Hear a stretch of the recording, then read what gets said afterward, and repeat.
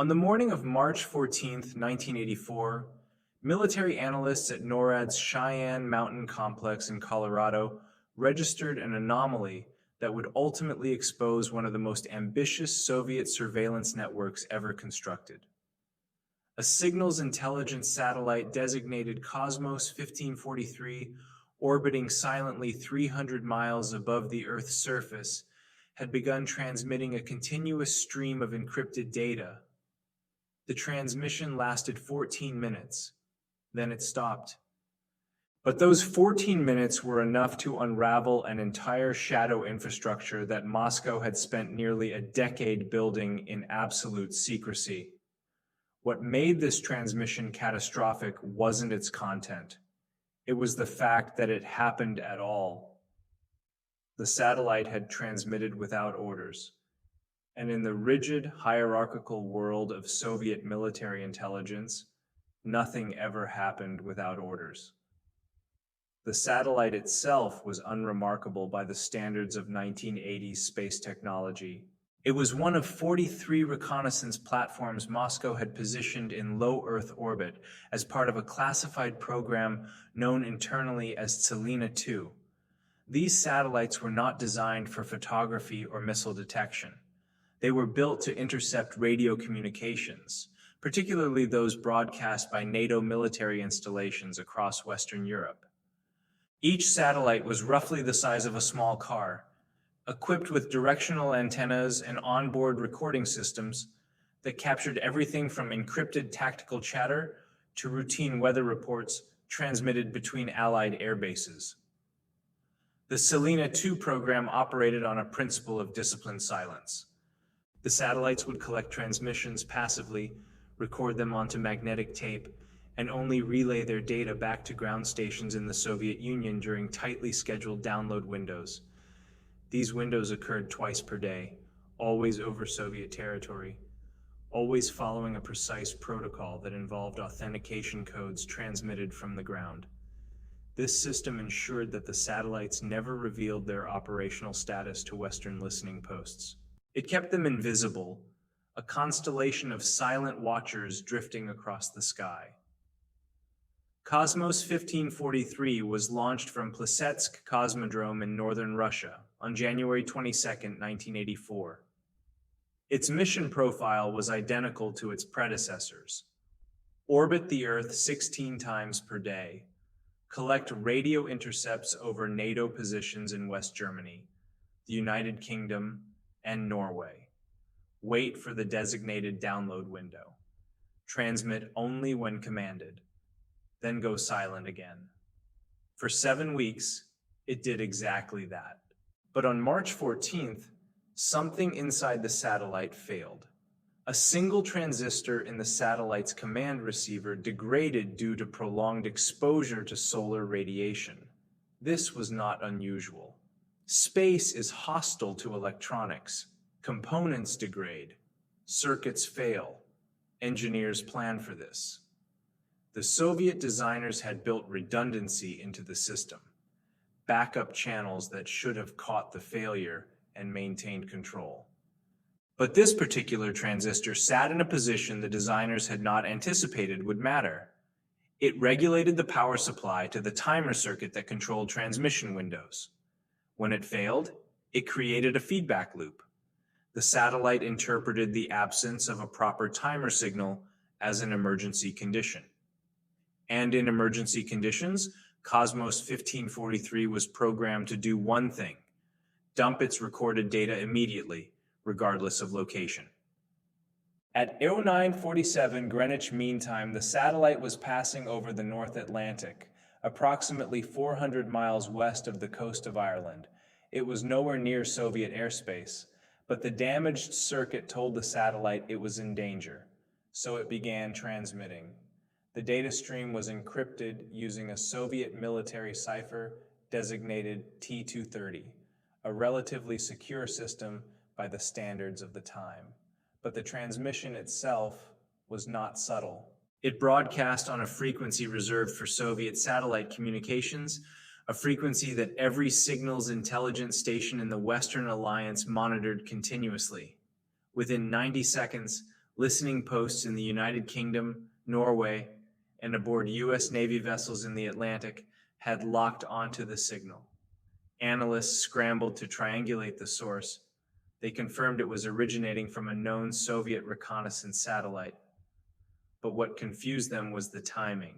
Soviet satellites never transmitted over Western airspace. They waited.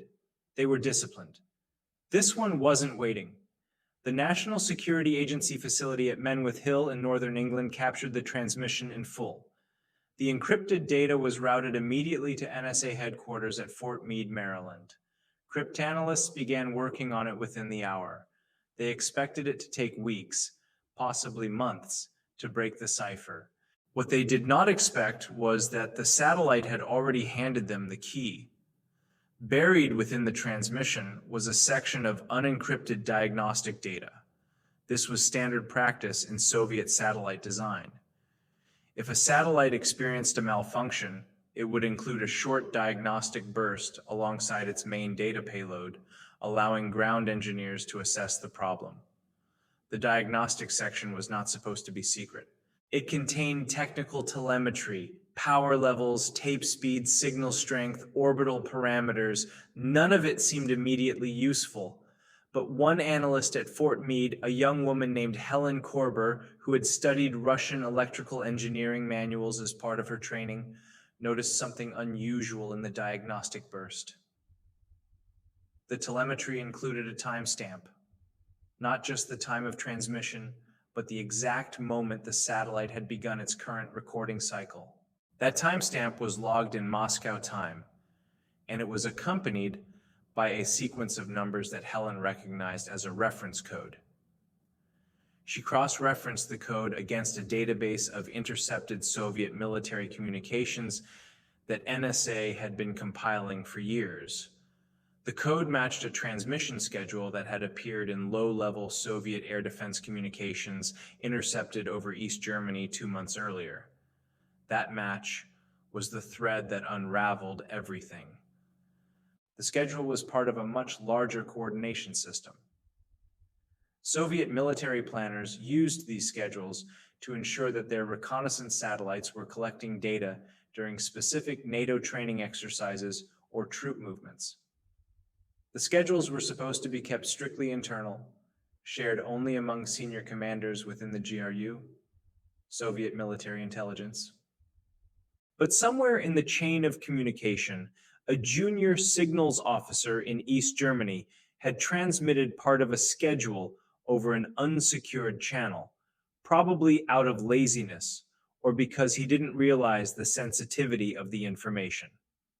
The NSA had intercepted it, filed it away, and never fully understood what it meant, until now. Helen Kerber's discovery gave the NSA a map. If this satellite's timestamp corresponded to a known schedule, then every other satellite in the Tselina 2 constellation was likely following similar schedules. And if those schedules had been referenced in other intercepted communications, even briefly, then the NSA could reconstruct the entire operational calendar of the Soviet surveillance network. More importantly, they could identify which NATO activities Moscow was most interested in monitoring. Over the next 6 weeks, a team of analysts at Fort Meade worked around the clock to build a comprehensive model of the Tselina 2 program.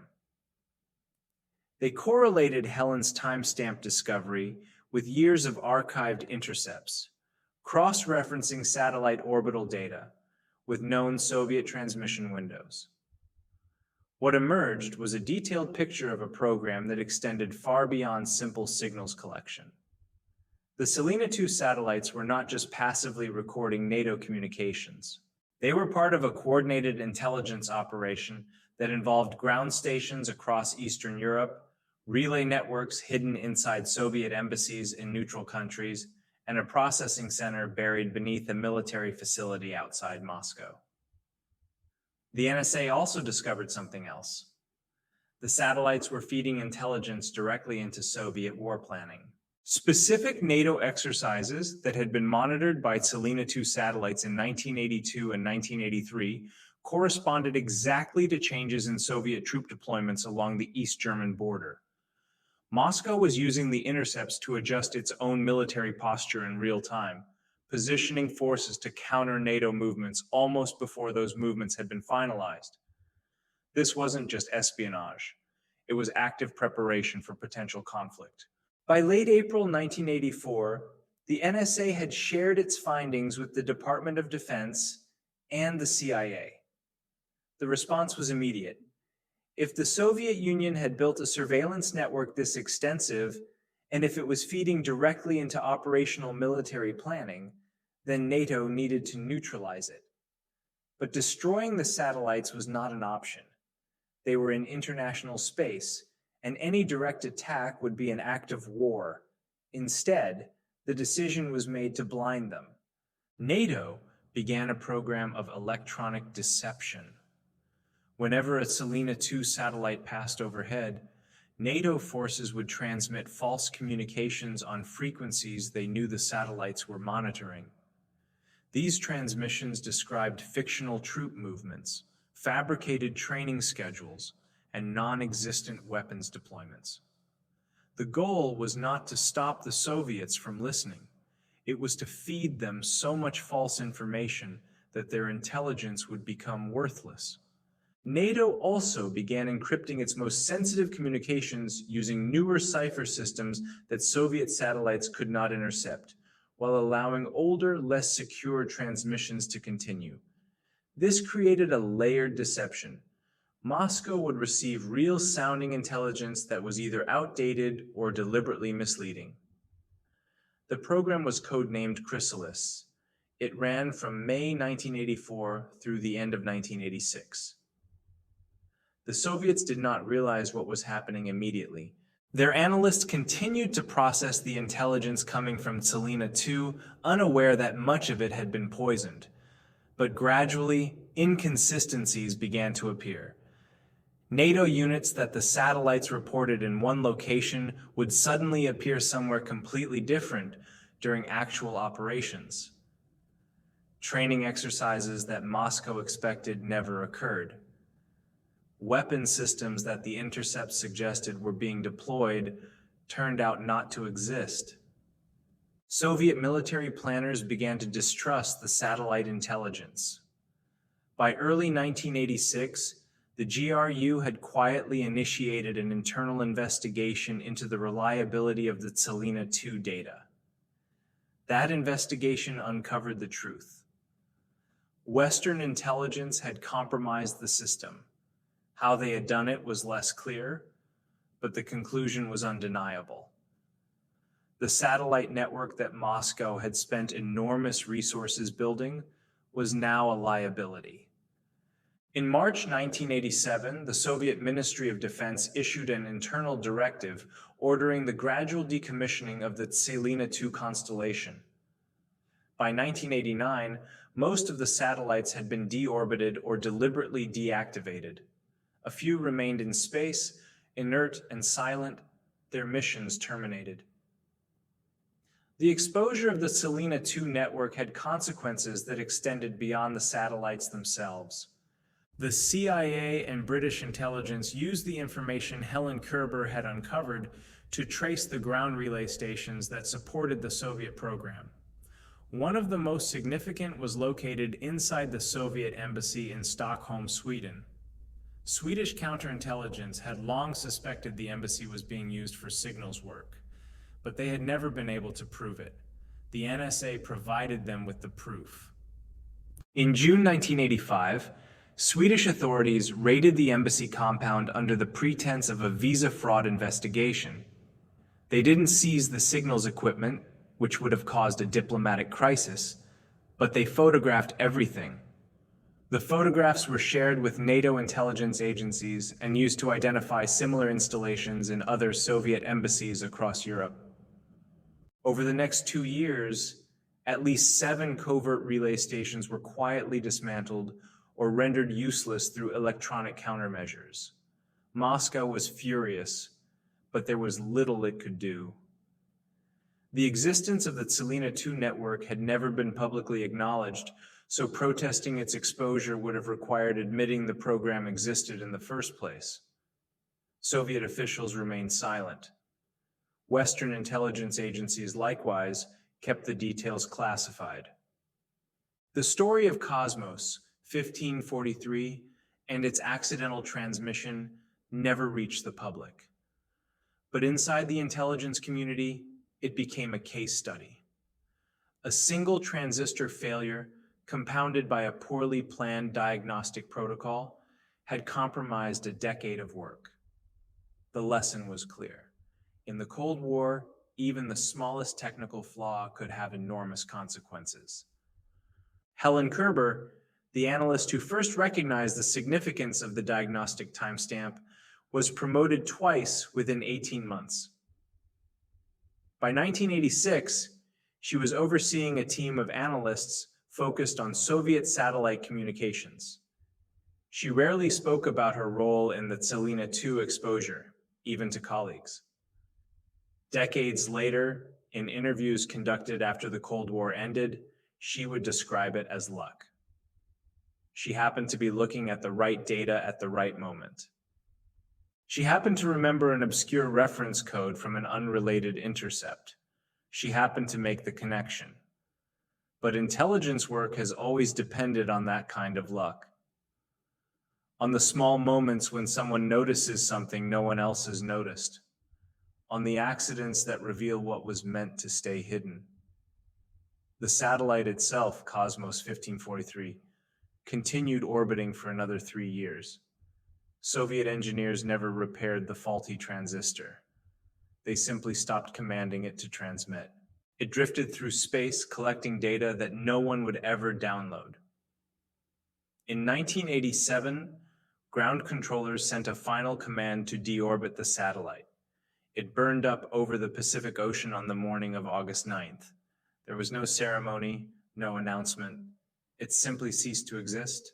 In the archives of the National Security Agency, the intercepted transmission from March 14, 1984, remains classified.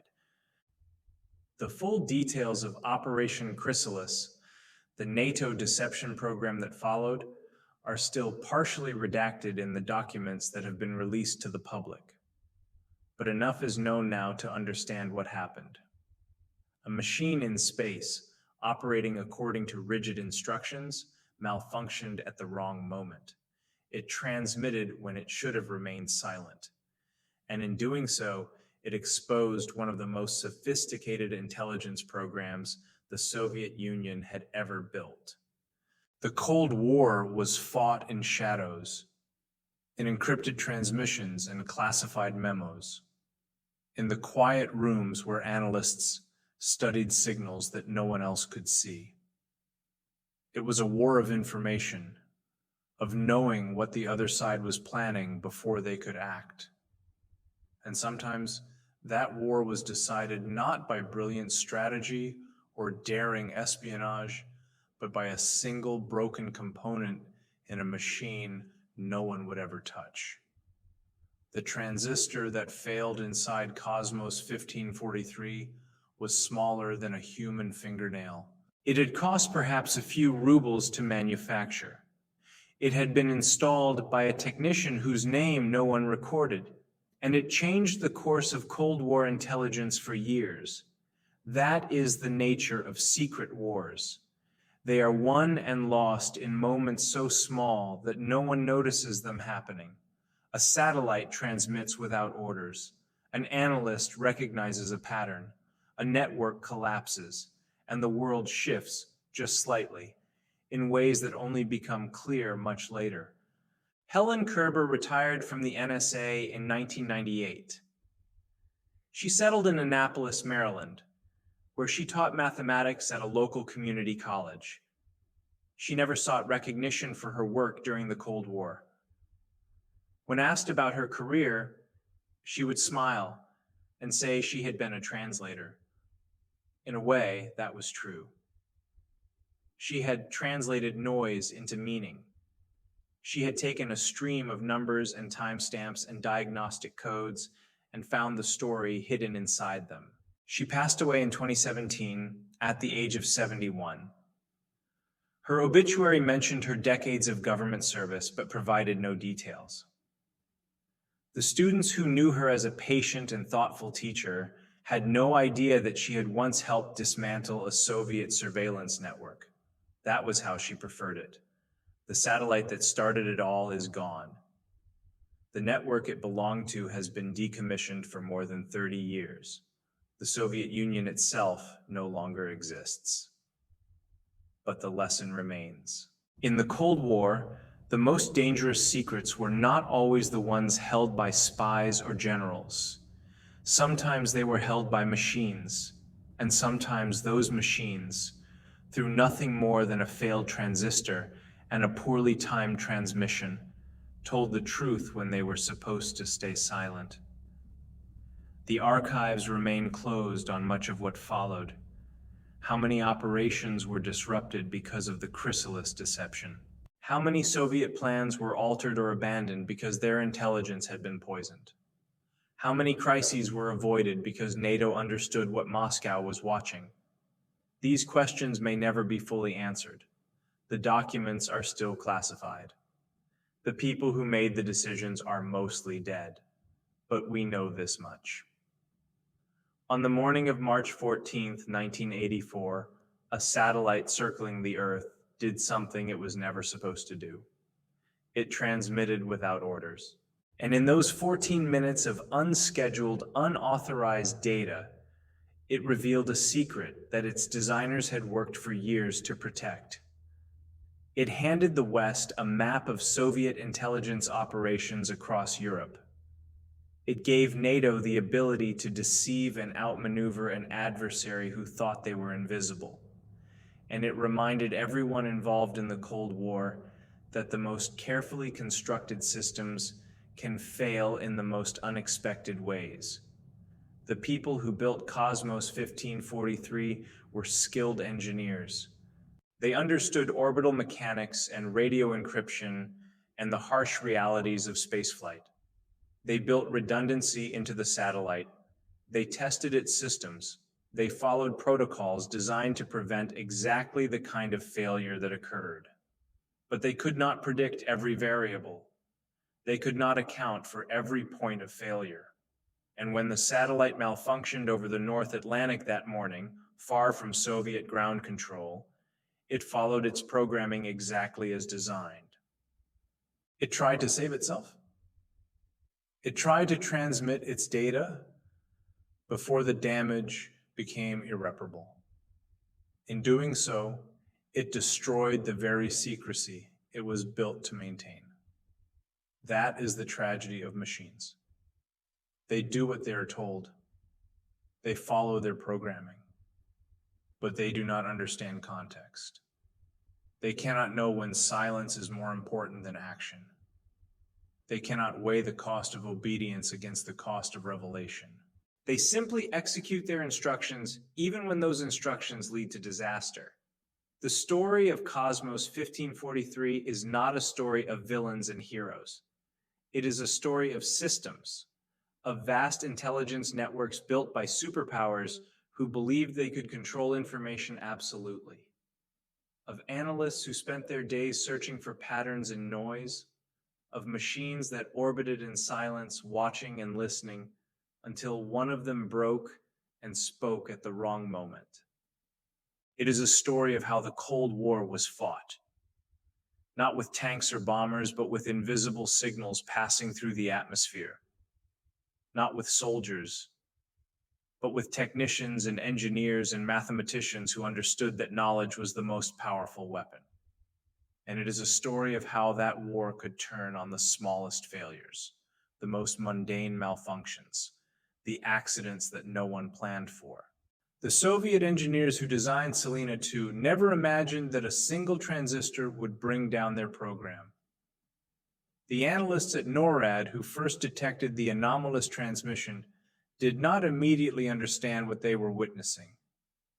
Helen Kerber, sitting at her desk at Fort Meade, had no way of knowing that the numbers she was examining would lead to the exposure of an entire espionage network.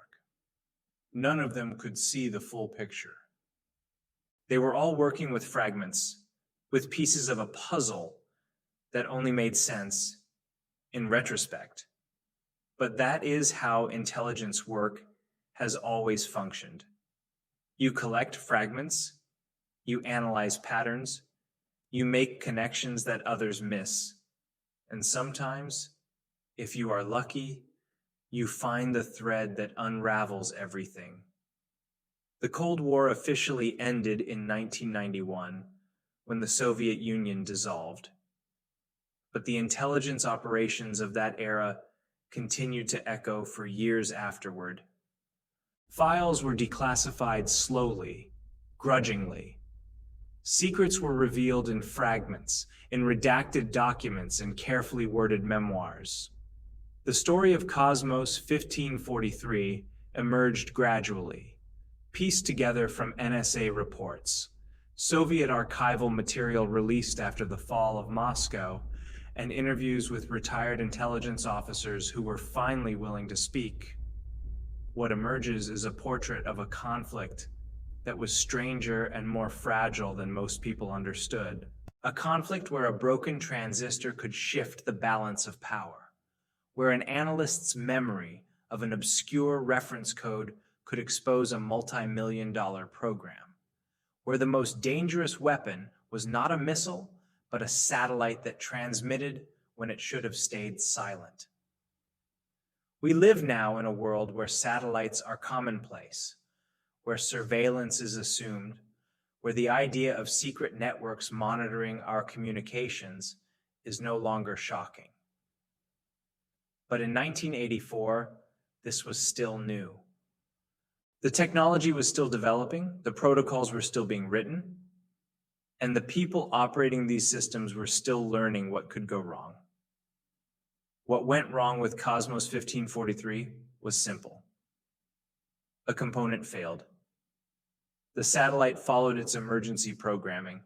It transmitted its data, and in doing so, it gave the West everything they needed to dismantle the network it belonged to. The Cold War was full of moments like this. Small failures that cascaded into large consequences. A defector who brought the wrong documents. A cipher clerk who made a mistake. A technician who installed a component incorrectly. These moments rarely made headlines. They were buried in classified files, known only to the analysts and officers who dealt with them. But they shaped the conflict in ways that grand strategies and summit meetings never could. Cosmos 1543 is one of those moments. A satellite that transmitted without orders, a signal that should never have been sent, a secret that should have remained hidden. And because none of those things happened the way they were supposed to, an entire intelligence program collapsed. The satellite is gone now. The people who built it, who monitored it, who analyzed its transmissions, are mostly gone too. The Soviet Union that launched it no longer exists. The Cold War that defined its purpose has been over for more than 30 years. But the transmission remains, preserved in archives, studied by historians, remembered by the few people who were there when it happened. 14 minutes of data sent from a dying satellite over the North Atlantic that changed the hidden war between East and West. 14 minutes that proved once again that in the world of secrets and silence, the smallest voice can be the loudest, and that sometimes the most important intelligence comes not from what your enemy tells you, but from what their machines reveal by accident.